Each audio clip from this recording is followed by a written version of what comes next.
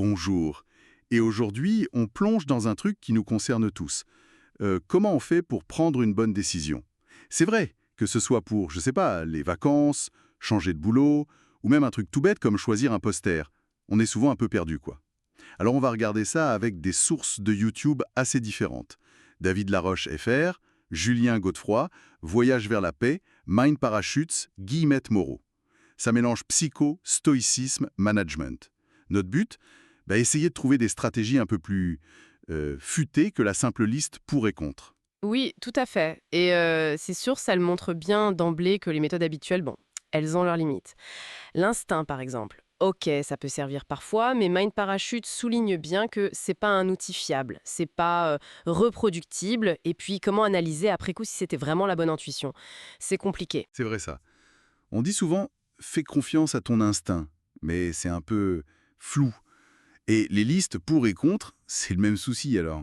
Exactement. Pour Mind Parachute, ça simplifie beaucoup trop. Un pour, ça pèse pas forcément pareil qu'un contre, tu vois. Et surtout, ça n'aide pas vraiment à imaginer d'autres pistes, à sortir un peu du cadre qu'on s'est fixé au départ. D'accord. Alors, si ces méthodes sont pas parfaites, on fait comment? Il y a une étude assez étonnante que cite David Laroche sur des gens qui choisissaient un poster. Apparemment, ceux qui analysaient d'abord, puis se laissaient distraire avant de choisir, ils étaient plus contents de leur choix sur le long terme, surtout pour les décisions complexes. Hmm. Comme si, comme s'il fallait laisser l'inconscient faire un peu le tri, quoi. Freud disait déjà un peu ça pour les décisions importantes, non? Oui, c'est fascinant. Ça rejoint vraiment cette idée que notre cerveau traite plein d'infos sans qu'on s'en rende compte. Et ça nous amène direct à la question des émotions. Guylaine Moreau le rappelle bien. Sans émotion, en fait, on ne pourrait pas choisir. Des études sur des patients avec lésions cérébrales le montrent. Ah oui? Mais en même temps, elles peuvent nous submerger, nous prendre en otage, comme elle dit. Ah, le fameux dilemme. On en a besoin, mais elles peuvent nous jouer des tours. Comment on trouve l'équilibre alors? Le stoïcisme dont parle Voyage vers la paix propose une piste intéressante avec l'ataraxie. C'est cette idée de tranquillité d'esprit. Observer ses émotions sans se laisser emporter pour laisser plus de place à la raison. D'accord. Observer, mais pas ignorer, si je comprends bien. Exactement. Surtout pas les ignorer. Julien Godefroy insiste là-dessus. Ce sont des signaux importants. La peur, ça indique un danger. La colère, un désaccord avec nos valeurs. Faut écouter ça. Et même l'humeur du moment joue. Ah, Moreau le note. Quand on est joyeux, on est plus optimiste, oui, mais aussi peut-être plus sensible aux stéréotypes. ok. Donc, observer, décoder le message, mais garder la tête froide. Concrètement, il y a des méthodes pour structurer un peu ce processus. Oui, Julien Godefroy, par exemple, il propose 6 étapes assez claires. D'abord, bien définir l'objectif. Ensuite, consulter, ne pas rester seul avec son choix. Mhm. Puis, écouter ses ressentis, analyser les gains et les pertes possibles, se donner du temps si on peut, et à la fin, assumer sa décision. Impliquer d'autres personnes, ça peut aussi alléger le poids, tu vois, et aider pour que la décision soit mieux acceptée après. Ça a l'air assez pragmatique, oui. Et pour une approche un peu plus analytique, il y a des outils. Alors, Mind Parachutes parle de l'arbre de décision.